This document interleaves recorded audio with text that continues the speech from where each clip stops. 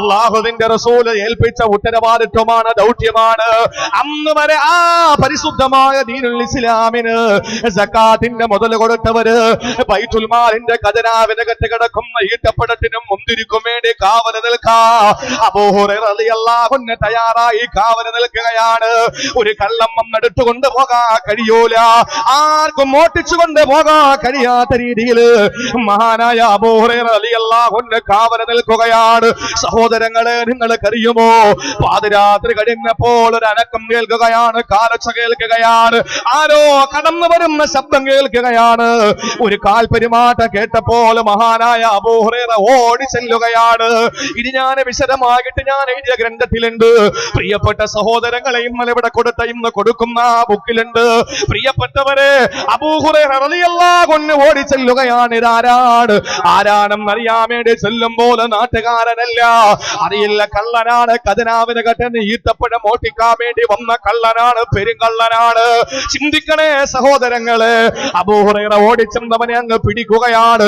എന്നിട്ട് പറഞ്ഞു, പെരുങ്കള്ള, നീ ബൈത്തുൽ മാലിൽ നിന്ന് ഈത്തപ്പഴം മോട്ടിക്കാൻ വേണ്ടി വന്നവനല്ലേ, നിന്നെ വിടില്ലടാ, റസൂലുള്ളാഹിനെ ഏൽപ്പിക്കുമടാ. ആ സമയത്ത് അബൂ ഹുറൈറയുടെ മുന്നിൽ ആ വന്ന കള്ളൻ ഇങ്ങനെ താണകേണ അപേക്ഷിക്കുകയാണ്, ഇല്ല, റസൂലിനോട് പറയല്ലേ, മുഹമ്മദ് നബിയോട് പറയല്ലേ, ഞാൻ എന്റെ കുടുംബത്തിന്റെ ദാരിദ്ര്യം കൊണ്ട് വന്നു പോയടാ. എന്റെ ഭാര്യ മക്കള് പട്ടിണിയിലാണ്, വിഷമത്തിലാണ്, വ്യസനത്തിലാ. ഇന്ന് ഞാനിത് കൊണ്ടു കൊടുത്തില്ലെങ്കിൽ എന്റെ പൊന്നുമക്കളുടെ ജീവന അപകടത്തിലാണ്. അതുകൊണ്ട് ഗതികേട് കൊണ്ട് മോട്ടിക്കാൻ ഇറങ്ങിയതാണ്, ഗതികേട് കൊണ്ട് മോട്ടിക്കാൻ വേണ്ടി വന്നതാണ്. മാപ്പാക്കണേ, ഇനി ഞാൻ വരില്ല. പാവപ്പെട്ട അബൂ ഹുറൈറ റളിയല്ലാഹു അൻഹു അങ്ങ് അഴിച്ചു വിടുകയാണ്. പിറ്റേന്ന് നേരം വെളുത്ത സുബഹി നിസ്കാരത്തിന് വേണ്ടി റസൂലുള്ളാഹിന്റെ മദീനത്തുൻ നബവിയിലെ ബിലാൽ റളിയല്ലാഹു അൻഹു ഇഖാമത്ത് കൊടുക്കുകയാ. പിന്നിൽ അണിനിരന്നുകൊണ്ട് നിസ്കാരം നടത്തുമ്പോ സഹോദരങ്ങളെ, നമസ്കാരം കഴിഞ്ഞ് ഓരോരുത്തരെ സലാം പറഞ്ഞിട്ട് നബി തങ്ങളോട് മുസാഫ ചെയ്ത് പിരിയാൻ വേണ്ടി പോകുമ്പോ അബൂ ഹുറൈറ റളിയല്ലാഹു അൻഹുവിനെ റസൂലുള്ളാഹി വിളിക്കുകയാണ്. വിളിച്ചിട്ട് ചോദിക്കുകയാണ്, അബൂ ഹുറൈറ, അബൂ ഹുറൈറ, ഇന്നലെ വന്ന കള്ളനെ നീ എന്ത് ചെയ്തു? ഇന്നലെ വന്ന കള്ളനെ നീ എന്ത് ചെയ്തു അബൂ ഹുറൈറ? അബൂ ഹുറൈറ ഞെട്ടിപ്പോയി. പടച്ചവനെ, ഞാനും ആ കള്ളനുമല്ലാതെ അള്ളയല്ലാതെ മറ്റാരും അറിഞ്ഞിട്ടില്ല. നബിയെ, നിങ്ങൾ എങ്ങനെ അറിഞ്ഞു? ആ സമയത്ത് അബൂ ഹുറൈറയോട് റസൂലുള്ളാഹി പറയുകയാണ്, അബൂ ഹുറൈറ, അവൻ നിന്നെ പറ്റിച്ചു കളഞ്ഞല്ലോ, അവന്റെ കള്ളനാണ്. ഇല്ല നബിയെ, ദാരിദ്ര്യത്തിന്റെ കട്ടപ്പാടിന്റെ വേദനയുടെ നൊമ്പരങ്ങൾ പറഞ്ഞപ്പോഴാണ് വെറുതെ വിട്ടത്. ഇല്ല ഇല്ല അബൂ ഹുറൈറ, അവന് കള്ളനാണ്. അബൂ ഹുറൈറ, നിന്നെ പറ്റിച്ചു കളഞ്ഞു. ഇന്നും അവൻ വരും അബൂ ഹുറൈറ, സൂക്ഷിച്ചോളാൻ പറഞ്ഞു. അന്ന് റസൂലുള്ളാഹിയുടെ പ്രിയപ്പെട്ട അനുചരനെ കാവല് നിൽക്കുകയാണ്. അബൂ ഹുറൈറ തങ്ങളെ കാവല് നിൽക്കുമ്പോ വീണ്ടും ആ കാൽപെരുമാറ്റം കേൾക്കുകയാണ്. ഓടി ചെന്ന് നോക്കുമ്പോൾ ഇന്നലെ വന്നവനെ തന്നെയാണ്. അവനെ പിടിച്ചിട്ട് പറഞ്ഞു, എടോ, ഇന്നലെ നീ മാപ്പ് ചോദിച്ചിട്ട് എന്റെ മുമ്പിൽ നിന്ന് പോയവനാ, ഇന്ന് നീ വന്നല്ലോ, രക്ഷയില്ല മോനെ, രക്ഷയില്ല മോനെ. അവൻ എന്താണ് പറഞ്ഞതെന്നറിയുമോ? ആ വന്ന പെരുങ്കള്ള പറഞ്ഞതെന്താണെന്നറിയുമോ? അബൂ ഹുറൈറ, എന്നെ വിടണേ, എന്നെ വിടണേ. ഇന്നലെ ഞാൻ വീട്ടിൽ ചെല്ലുമ്പോ എന്റെ ഭാര്യ മക്കളെ കരച്ചില്ല, എന്റെ പൊന്നുമക്കളെ ഉറക്കാൻ എന്റെ ഭാര്യ കഷ്ടപ്പെടുകയാണ്, എന്റെ പൊന്നുമക്കള് പട്ടിണിയാണ് അബൂ ഹുറൈറ. അതുകൊണ്ട് ഞാൻ ഇന്നലെ വന്ന് എടുക്കാതെ ഞാൻ തിരിച്ചു പോയപ്പോ ഇന്ന് വന്നാൽ എടുത്തുകൊണ്ട് പോകാമെന്ന് കരുതി വന്നതാണ്. ഞാനിനി വരില്ല അബൂ ഹുറൈറ, ഇന്നൊരു ദിവസത്തേക്ക് കൂടി എനിക്ക് അവന് തരുമോ? ഞാൻ അങ്ങ് പൊക്കോളാം, ഇനി ഞാൻ വരില്ല, വരില്ല. അബൂ ഹുറൈറ തങ്ങളെ ചോദിച്ചു, നീ കള്ളനല്ലേടാ, നീ പറ്റിച്ചല്ലേടാ? ഇല്ല അബൂ ഹുറൈറ, വിഷമം കൊണ്ടാണ്, വിശപ്പ് കൊണ്ടാണ് വന്നത്. ശരി, നിന്നെ ഞാൻ വിട്ടേക്കാം, ഇനി ആവർത്തിക്കരുത്. പിറ്റേന്ന് സുബഹി നിസ്കാരത്തിന് തലേ ദിവസം സംഭവിച്ചത് സംഭവിക്കുകയാണ്. നബി തങ്ങളെ വിളിച്ചിട്ട് പറയുകയാണ്, അബൂ ഹുറൈറ, ഇന്നലെയും അവൻ നിന്നെ പറ്റിച്ചല്ലോ, അതുകൊണ്ട് നീ ഓർത്തോ, ഇന്നും അവൻ നിന്റെ മുമ്പിൽ വരുന്നതാണ്. ഇല്ല നബിയെ, ഞാൻ അവനെ വിടില്ല. മൂന്നാം ദിവസത്തിന്റെ പാതിരാത്രിയിലെ കാതോർത്തിരിക്കുകയാണ്. ഒരു കാൽപെരുമാറ്റം കേട്ടു. ഓടി ചെല്ലുമ്പോ മൂന്നാം ദിവസവും കള്ളം വന്നിരിക്കുകയാണ്. അവനെ ചെന്ന് പിടിച്ചിട്ട് പറഞ്ഞു, രക്ഷയില്ലടാ, ഇനി നീ എന്തു പറഞ്ഞാൽ, ഇനി മക്കളെ വിശപ്പെന്ന് പറഞ്ഞാൽ, ഭാര്യയുടെ കരച്ചിലെന്ന് പറഞ്ഞാലും നിന്നെ വിടില്ല.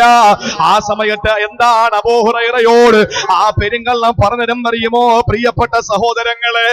ആ പെരുങ്കള്ളം പറയുകയാണ്, ദഅനി ദഅനി വഅല്ലിമുക കലിമാത്. ഇന്ന് നീ എന്നെ വിട്ടാ നിനക്ക് ഞാനൊരു കാര്യം പഠിപ്പിച്ചു തരാ, നിനക്ക് ഞാനൊരു ഇൽമു പറഞ്ഞു തരാ. എന്തിൽ വന്നറിയുമോ? യൻഫഉകല്ലാഹു ബിഹാ.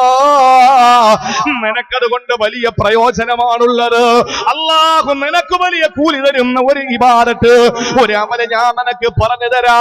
കള്ളന്റെ അടുക്കൽ നിന്നാല് ഇൽമെന്ന് പറഞ്ഞാല് സഹാബത്തിന് വല്ലാത്ത ലഹരിയാ. അദ്ദേഹം പറഞ്ഞു, എന്ത് ഇൽമാണ് നീ പറയാൻ പോകുന്നത്? ആ സമയത്താണ് പറയുന്നത്, പ്രിയപ്പെട്ടവരെ അബൂ ഹുറൈറയോട് പറഞ്ഞു കൊടുക്കുകയാണ്, ഇദാ വൈതൈല ഫിറാശിക ഫഖറ ആയത്തുൽ കുർസി. നീ കിടക്കാൻ നേരത്തെ ഒരായത്തുൽ കുർസി ഓതി കിടന്നാ, ഒരായത്തുൽ കുർസി നീ ഉറങ്ങാൻ നേരത്തെ ഓതി കിടന്നാ, ഫഇന്നക ലൻ യസാല അലൈക മിനല്ലാഹി ഹാഫിളു. അല്ലാഹുവിൽ നിന്ന് ഒരു സംരക്ഷണത്തിന്റെ മാലാഖ നിനക്ക് വരുന്നതാ, നിന്നെ പ്രൊട്ടക്ട് ചെയ്യാൻ ഒരു മലക്കിനെ അല്ലാഹു ഇറക്കുന്നതാ. വലാ യഖുറുബന്നക ശൈത്താൻ. ഒരു ശൈത്താനും നിന്റെ അടുത്ത് വരുന്നതല്ല. സഹോദരങ്ങളെ, കേട്ട മാത്രയിൽ അവനെ അങ്ങ് അഴിച്ചു വിട്ടു. എനിക്കൊരു പുതിയ ഇൽമു പഠിപ്പിച്ചു തന്നതല്ലേ, അങ്ങ് അഴിച്ചു വിട്ടു. ആ സമയത്ത് പ്രിയപ്പെട്ട സഹോദരങ്ങളെ, സുബഹിന് ബാങ്ക് കൊടുത്തു. മഹാനായ അബൂ ഹുറൈറ തങ്ങൾ മദീനത്തു നബവിയിൽ പോവുകയാ. ആ സമയത്ത് റസൂലുള്ളാഹി വിളിച്ചിരുത്തിയിട്ട് ചോദിക്കുകയാണ്, അബൂ ഹുറൈറ, ഇന്നും നീ ആ കള്ളനെ വിട്ടല്ലേ? ഇന്നും അവൻ നിന്നെ പറ്റിച്ചല്ലോ. നീ പറഞ്ഞില്ലേ വിടില്ല എന്ന്? ഇല്ല നബിയെ, എനിക്കൊരു വലിയ ഇൽമയാള് പറഞ്ഞു തന്നു, ഒരു വലിയ ഇൽമനിക്ക് അയാള് പറഞ്ഞു തന്നു. എന്തിൽമാണ് അബൂ ഹുറൈറ നിനക്കവനെ പറഞ്ഞു തന്നത്? അത് നബിയെ, കിടക്കാൻ നേരത്തായിട്ട് കുർസി ഓതിയാ അല്ലാഹുവിന്റെ മലക്കന്റെ സംരക്ഷണത്തിന് വരുമെന്നും നേരം വെളുക്കുന്നത് വരെ ഒരു ശൈത്താനും എന്റെ അടുത്ത് വരൂല എന്ന് എന്നോട് അയാൾ പറഞ്ഞു. നബിയെ, ഞാൻ അതിന്റെ പാരിതോഷികത്തിന് അഴിച്ചു വിട്ടതാണ്. ആ സമയത്ത് പാൽ പുഞ്ചിരിയോട് ആദരവായ പ്രവാചകന്റെ റിസാലത്തിന്റെ ചെഞ്ചുണ്ടുകളില് പരിപൂർണ ചന്ദ്രന് 14 രാവിന്റെ പൗർണമി ഉദിച്ചോ എന്ന് സംശയിക്കത്തക്കവണ്ണം മഹാനായ പ്രവാചകനെ ചിരിക്കുകയാണ്. പുഞ്ചിരിച്ചുകൊണ്ട് അബൂ ഹുറൈറയോട് പറയും, അബൂ ഹുറൈറ, അവന് പറഞ്ഞത് സത്യമാണ്. അവന് കള്ളനാണെങ്കിലും ആ പറഞ്ഞത് സത്യമാണ്. ആ പറഞ്ഞത് സത്യമാണ് അബൂ ഹുറൈറ. നീ കിടക്കാൻ നേരത്തായിട്ട് കുർസി ഓതിയാ അല്ലാഹുവിന്റെ മലക്കിന്റെ സംരക്ഷണം നിനക്ക് വരുന്നതാണ്. അതുപോലെ നിന്നെ അല്ലാഹുവിന്റെ ശൈത്താൻ, ഒരു ശൈത്താനും നിന്റെ അടുത്ത് വരുന്നതല്ല. സന്തോഷത്തോടെ നബി തങ്ങൾ അതിന്, അല്ലാഹുവിന്റെ റസൂൽ അതിന് സമ്മതപത്രം നൽകിയപ്പോ അബൂ ഹുറൈറ പുഞ്ചിരിച്ചുകൊണ്ട് മടങ്ങാൻ ഒരുങ്ങുന്ന സമയത്ത് റസൂലുള്ള വിളിക്കുകയാണ്, അബൂ ഹുറൈറ ഇങ്ങ് വന്നേ, ഞാനൊരു കാര്യം നിന്നോട് പറയട്ടെ. ആ വന്ന കള്ളനാരെന്നറിയോ? ആ വന്ന കള്ളനാരെന്നറിയോ? ഇന്നലെയും മിനിങ്ങാനും നിന്റെ അടുക്കൽ വന്ന് 3 ദിവസം ആ ബൈത്തുൽ മാലിന്റെ ഈത്തപ്പരം ഓട്ടിക്കാൻ വേണ്ടി വന്ന് 3-ാം ദിവസത്തിൽ നിനക്ക് പുതിയ ഒരു ഇൽമം പഠിപ്പിച്ചു തന്ന് നിന്റെ അടുക്കൽ നിന്ന് ഊരിപ്പോയ ആ കള്ളനാരെന്നറിയോ?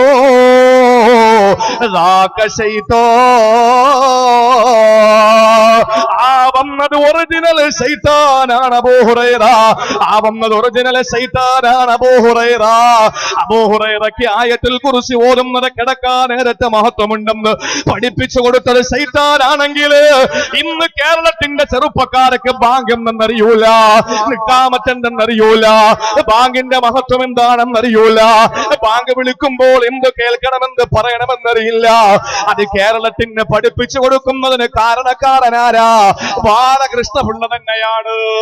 എന്റെ പ്രിയപ്പെട്ട സഹോദരങ്ങളെ, മിമ്പറുകളിൽ ബാങ്കിന്റെ മഹത്വമാണ്. അടുത്ത ആഴ്ച ഞാൻ കൊടുത്തിരിക്കുന്ന വിഷയം ബാങ്ക് നാടിന് ആനന്ദം എന്ന് പറയുന്ന ഒരു വിഷയമാണ്. സമുദായം പഠിക്കട്ടെ. അബൂ ഹുറൈറ തങ്ങൾക്ക് ആയത്തുൽ കുർസിയുടെ മഹത്വം പഠിപ്പിച്ചു കൊടുത്ത പിശാചാണ്. അതുകൊണ്ട് സഹോദരങ്ങളെ, ബാങ്ക് എന്താണെന്ന് പഠിക്കട്ടെ. അതിന് കാരണക്കാരും ആവട്ടെ, നമുക്ക് വിഷയമൊന്നുമില്ല. ഞാൻ പറയുന്നു, അള്ളാഹുവിന്റെ റസൂല് പഠിപ്പിച്ചു, വിശുദ്ധമായ ഖുർആനിന്റെ ആയത്തുൽ കുർസി ഒരാൾ കിടക്കാൻ നേരം തോന്നിക്കഴിഞ്ഞാൽ നേരം വെളുക്കുന്നത് വരെ അവന് ഒന്നും പേടിക്കണ്ട. അലമാരകളിൽ സ്വർണം വെച്ചിരിക്കുന്നവര്, വാഹനം പോർച്ചിൽ ഒതുക്കിയിട്ട് ഗേറ്റ് പൂട്ടിയിട്ട് കിടന്നുറങ്ങുന്നവര് കിടക്കാൻ നേരത്തെ ആയത്തുൽ കുർസി ഓത്, ഒരു ശൈത്താനും വരില്ല. അള്ളാഹുവിന്റെ ഒരു മലക്ക് നിങ്ങളുടെ കാവലുണ്ടാകും. ഇന്ന് മുതൽ ഞാൻ അടുത്ത റമളാൻ വരട്ടെ തുടങ്ങിക്കോളാം എന്നല്ല, ഇന്ന് മുതൽ എന്റെ പ്രിയപ്പെട്ട സഹോദരങ്ങൾ അത് ആരംഭിക്കണം. അള്ളാഹു അതിന് തൗഫീക്ക് നൽകി അനുഗ്രഹിക്കുമാറാവട്ടെ. അതുകൊണ്ട് പഠിക്കാത്തവര് ഞാൻ പറയുന്നു, ഖുർആൻ എടുക്കുക. ഖുർആൻ എടുത്തിട്ട് അതൊന്ന് ഓതുക, കണ്ടോതുക. അത് കണ്ടോതിയിട്ട് ഒരാഴ്ച നമ്മളൊന്ന് കണ്ടോതിയാൽ ഇൻഷാ അള്ളാഹ് നമുക്ക് അടുത്ത ഒരാഴ്ച കൊണ്ട് തന്നെ കാണാതെ പഠിക്കാൻ, മനനം ചെയ്യാൻ നമുക്ക് കഴിയും. അള്ളാഹു നമുക്ക് അതിനുള്ള ബുദ്ധിയും വിവേകവും ശക്തിയും അള്ളാഹു നൽകി അനുഗ്രഹിക്കുമാറാവട്ടെ. അതുകൊണ്ട് ഖുർആനിൽ ഏറ്റവും മഹത്വമുള്ള ആയത്ത് ഏതെന്ന് ചോദിച്ചാൽ ഇനി ഒരു തടസ്സവും നമുക്ക് ഉണ്ടാകണ്ട. പ്രത്യേകിച്ച് എന്റെ സഹോദരിമാരുടെ അടുത്ത് പറയാനുള്ളത്, വണ്ടിയിലൊക്കെ യാത്ര ചെയ്യുമ്പോ ഇപ്പൊ അമുസ്ലിമീങ്ങളൊക്കെ ഖുർആനും ഹദീസും ഒക്കെ പഠിക്കാൻ തുടങ്ങിയിരിക്കുകയാണ്. ഖുർആനും ഹദീസും പഠിക്കാൻ അമുസ്ലിം സഹോദരങ്ങൾ തയ്യാറായിക്കൊണ്ടിരിക്കുകയാണ്. എനിക്കറിയുന്ന ഒരാള്, ആ കുട്ടിയുടെ ക്ലാസ്സിലെ അറബിക്കിന് ഫസ്റ്റ് വാങ്ങുന്ന കുട്ടിയാണ്. അറബിക്കിന് ഫസ്റ്റ് വാങ്ങുന്ന മുസ്ലിം അല്ല. ആചാര മോള് പഠിക്കുന്നുണ്ട്, ഉസ്താദിന്റെ മോള് പഠിക്കുന്നുണ്ട്, മദ്രസാധ്യാപകന്റെ മോള് പഠിക്കുന്നുണ്ട്, പലരും പഠിക്കുന്നുണ്ട്. പക്ഷേ അതിൽ നിന്ന് അറബീന് ഫസ്റ്റ് വാങ്ങുന്ന കുട്ടി ഹൈന്ദവ സഹോദരന്റെ കുട്ടിയാണ്. എനിക്കറിയാം, എന്റെ നാട്ടുകാരാണ്. എല്ലാവരും തയ്യാറായിക്കൊണ്ടിരിക്കാൻ പഠിക്കണം. എന്റെ പ്രിയപ്പെട്ടവരെ, പഠിക്കണം. നമ്മളത് പഠിച്ചിട്ട് എന്താണെന്ന് മനസ്സിലാക്കണം. ഇസ്ലാമിനെ പറ്റി ദൂരെ നിന്ന് മനസ്സിലാക്കി ഞാൻ എന്റെ ഹൈന്ദവ സഹോദരങ്ങളെ, ക്രൈസ്തവ സഹോദരങ്ങളെ കേൾക്കാൻ വേണ്ടിയിട്ട് പറയാണ്, നമ്മൾ ദൂരെ നിന്ന് വീക്ഷിക്കലല്ല വേണ്ടത്, നമ്മളൊന്ന് അടുത്തറിയുക. ഇതൊരു പരിവർത്തനം നടത്താൻ വേണ്ടിയിട്ട് ഞാൻ പറയുന്നതല്ല, തെറ്റിദ്ധാരണകൾ മാറാൻ വേണ്ടി പറയുന്നതാണ്. മുസ്ലിമിന്റെ പ്രവർത്തനം നോക്കിയിട്ടല്ല ഇസ്ലാമിനെ വിലയിരുത്താൻ, മറിച്ച് ഇസ്ലാമിന്റെ ആദർശം എന്താണ് എന്ന്, ആശയം എന്താണെന്ന് പഠിക്കുക. അള്ളാഹു പഠിക്കാനും പഠിക്കുന്നത് പ്രവർത്തിക്കാനും അള്ളാഹു തൗഫീക്ക് നൽകി അനുഗ്രഹിക്കുമാറാവട്ടെ.